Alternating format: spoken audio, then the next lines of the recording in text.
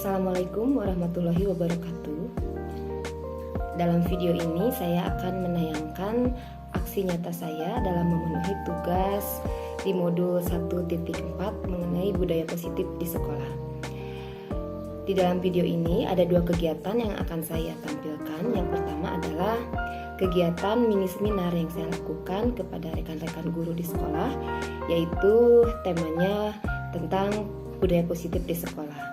Kemudian di tayangan berikutnya saya akan menampilkan kegiatan yang saya lakukan dalam rangka mengimplementasikan budaya positif di kelas yang saya ampu. Selamat menyaksikan, semoga bermanfaat. Saya mengucapkan terima kasih karena Ibu dan Bapak sudah berkenan meluangkan waktunya ya. Ini merupakan kegiatan yang akan kita lakukan hari ini merupakan rangkaian salah satu tugas yang harus kami laksanakan, yang harus saya laksanakan bersama Pak Yandi untuk melengkapi tugas-tugas dari calon guru penggerak. Dan saat ini di sesi berbagi ini kita nanti akan membahas tentang budaya positif di sekolah. Jadi kita tahu ya, yang tentu kita sangat berharap bahwa di sekolah kita siswa-siswa kita bisa berperilaku dengan baik, bisa bersikap sopan santun, ramah, mereka bisa nyaman belajar di sekolah, berbahagia di sekolah, dan tentu saja mereka berprestasi di sekolah. Diibaratkan sebagai seorang petani. Jadi Ibu dan Bapak, petani ini dia akan menanam bibit padi misalnya. Nah, bibitnya ini siswa. Jadi adalah tanggung jawab seorang petani untuk menuntut tumbuh padi sesuai dengan potensinya, supaya padi itu menjadi padi yang subur dan bermanfaat, ya kan? Padi tidak mungkin tumbuh menjadi singkong misalnya ya. Adalah tugas petani bagaimana mempersiapkan tanahnya, memberi pupuk, air, membasmi urut supaya padi tumbuh menjadi sesuai dengan tujuan penciptaannya menjadi padi. Jadi seorang guru ini tugasnya adalah bagaimana menyiapkan, memenuhi kebutuhan setiap peserta didik supaya dia bisa tumbuh sesuai potensinya. Dan sekolah Ibu Bapak, sekolah itu kita ibaratkan sebagai tanah tempat bercocok tanamnya. Ya, tugas petani kan untuk memastikan tanahnya sesuai internalisasi menjadi karakter siswa, kemudian pada akhirnya akan membentuk budaya positif di sekolah. Jadi budaya positif di sekolah membentuk karakter murid dan guru. Jadi untuk membentuk budaya positif ini diperlukan kerjasama murid dan guru. Bukan hanya muridnya saja, gurunya pun harus memulai berbudaya positif. Jadi memberikan teladan. Selanjutnya, peran disiplin dalam mewujudkan budaya positif di sekolah. Ibu dan Bapak, salah satu peran yang penting ya dilakukan supaya kita bisa menciptakan budaya positif di sekolah adalah penerapan disiplin di sekolah.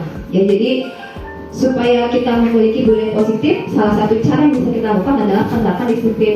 Tapi nanti kita kaji lagi disiplin itu sebetulnya apa sih gitu ya.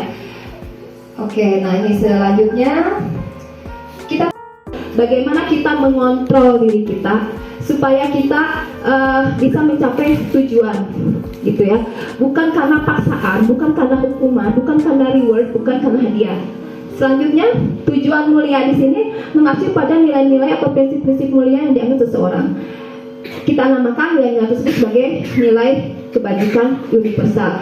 Jadi ketika kita melakukan disiplin, tujuannya adalah ketidaknyamanan atau hukuman. Misalnya anak-anak, saya nggak mau terlambat, saya harus tepat waktu karena takut dihukum sama bu guru. Itu motivasi yang pertama. Motivasi yang kedua untuk mendapatkan imbalan atau penghargaan dari orang lain ya.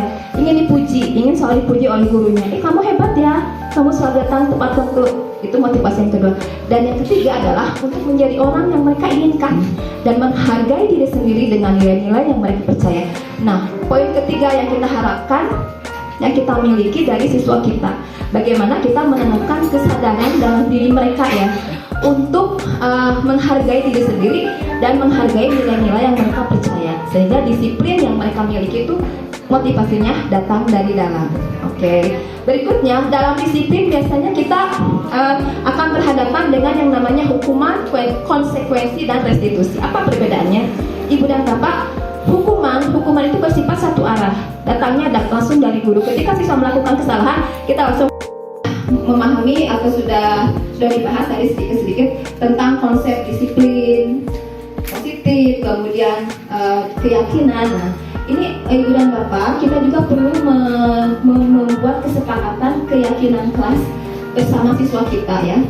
Kenapa keyakinan gitu ya, bukan langsung aturannya saja, misalnya jangan terlambat, jangan mukul, jangan ribut. Kenapa keyakinan? Jadi argumennya, mengapa keyakinan? Karena setelah 15 menit sebelum pembelajaran dimulai menghormati orang lain dan seterusnya. Jadi ini untuk membedakan yang mana peraturan, yang mana keyakinan kelas. Itu saja Ibu dan Bapak yang saya sampaikan. Berikutnya, pemaparan berikutnya akan disampaikan oleh Pak Yandi. Terima kasih.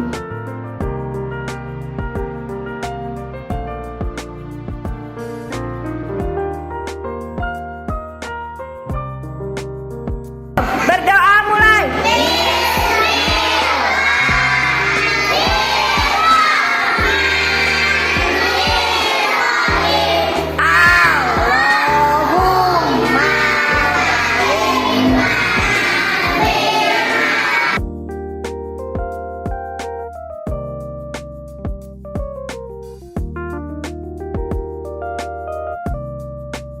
Yuk.